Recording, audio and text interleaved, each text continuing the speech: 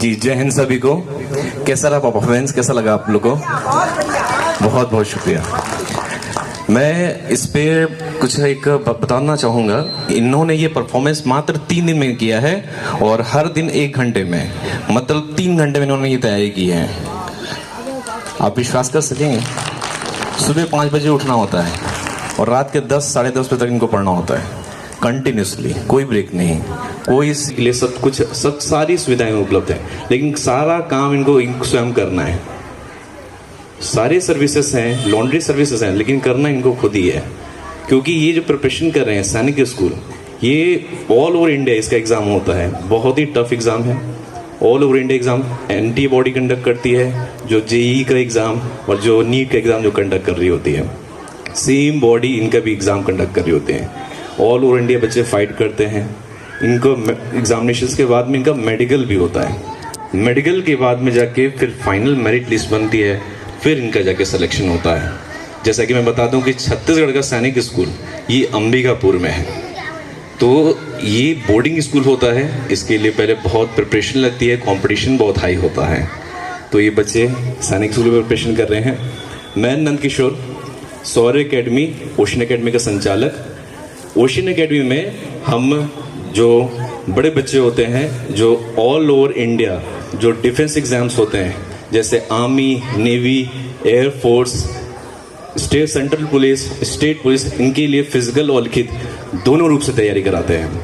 और ये जो आप बच्चे देख रहे हैं ये सौर्य अकेडमी के हैं।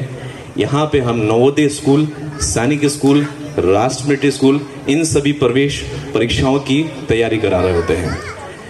और मैं आज बहुत शुक्रगुजार हूँ पहले तो, और जितने भी यहाँ अभिभावक उपस्थित हैं और जो अतिथिगण हैं, पहले उनको मैं बहुत बहुत नमस्कार।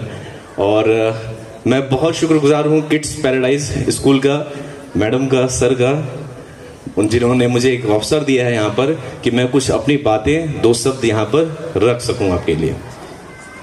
जी मेरा एक संदेश मैं देना चाहूँगा, और ये संदेश से पहले एक मैं बहुत प्रसिद्ध वाक्य आपसे कहूँगा, क्योंकि ये मेरा संदेश उस वाक्य से बहुत जुड़ा हुआ है।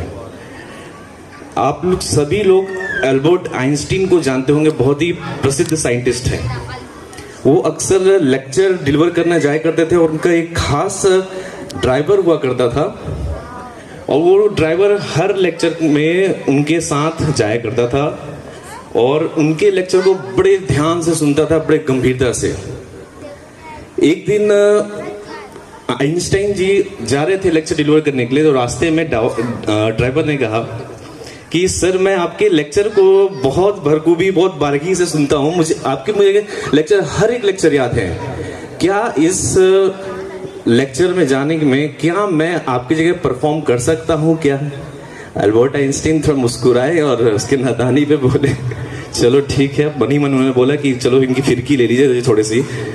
तो उन्होंने कहा ठीक है, हम जहाँ जा रहे हैं वहाँ पे मुझे लोग नाम से जानते हैं, चेहरे से नहीं जानते हैं, तो हम ये कर सकते हैं, आप भी एक काम करो कि तुम मेरा पोशाक पहन लो और मैं तुम्हारा पोशाक पहन लेता हूँ, और बहुत सरलता से तुम वहाँ पे लेक्चर दे पाओगे। तो ये काम चीज़ कर लेते हैं, और सभा में जैसे आप लोग उपस्थित हैं, मान लीजिए मैं ड्राइवर हूँ और मैं लेक्चर डिलीवर कर रहा हूँ। लोग इतना प्रसन्न होते हैं उसके लेक्चर से कि तालियों की आवाज़ गूंज पड़ती है। एल्बर्ट आइंस्टीन ऐसे ही बीच में बैठे होते हैं ड्राइवर के पोशाक में और बहुत मुस्कुरा रहे होते हैं, और मैंने सोचा कुछ और था, हुआ कुछ और। फिर इसी बीच में समक्ष में कोई क्रॉस क्वेश्चन कर लेते हैं। अब यहाँ ड्राइवर फंस जाता है, क्योंकि अब क्रॉस क्वेश्चन पूछा गया है, उसने तो ज्ञान रटा है, उसने याद किया था।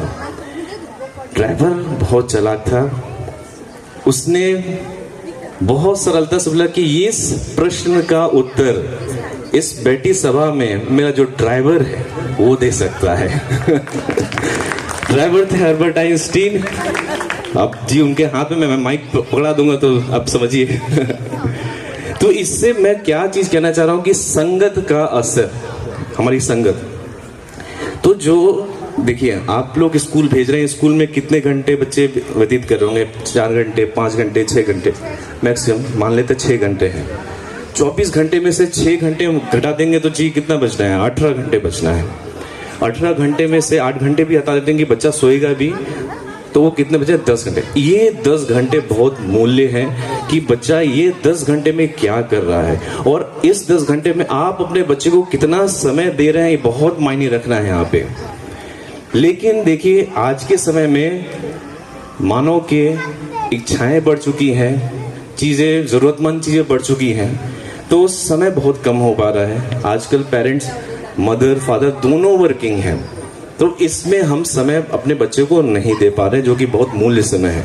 अब मैं यहाँ रोशनी कहेंगे कि पेरेंटिंग क्या चीज़ है जी। हमने तो ना, हमारे माता पिता ने तो ऐसा कुछ नहीं था कि हमारे टाइम में जॉइंट फैमिली हुआ करती थी, जिसमें बड़े पापा, बड़े मम्मी, चाचा चाची हुआ करते थे। उनकी नज़र हम पे होती थी। हम कुछ गलती करते थे तो बड़े पापा या मम्मी या जो बड़ी मम्मी है या चाचा या चाची या बड़े भाई जो हैं वो सब निगाहों में रखते थे। लेकिन आज के टाइम में हम न्यूक्लियर फैमिली हो गए हैं। घर में बस माता है, पिता है और बच्चे हैं। यही हो रहा होता है आज के समय में। यही का ज़माना आ गया है। सबसे बड़ा दुश्मन बच्चों के लिए ये मेरे जो पॉकेट में है जी, ये सेलफोन, ये बहुत बच्चों को प्रभावित कर रहा है। तो अगर आपको लगता है कि 3rd क्लास में आके 4th क्लास में बच्चा फिसल रहा है, हमारे हाथ से जा रहा है, तो सैनिक स्कूल बहुत अच्छा, आपके लिए बहुत बढ़िया माध्यम है। यहाँ बच्चे को आप प्रिपरेशन कराएंगे तो देखिए बच्चा इससे तो, फ़ोन से तो बिल्कुल दूर रहेगा, डिस्कनेक्टिविटी हो जाएंगी।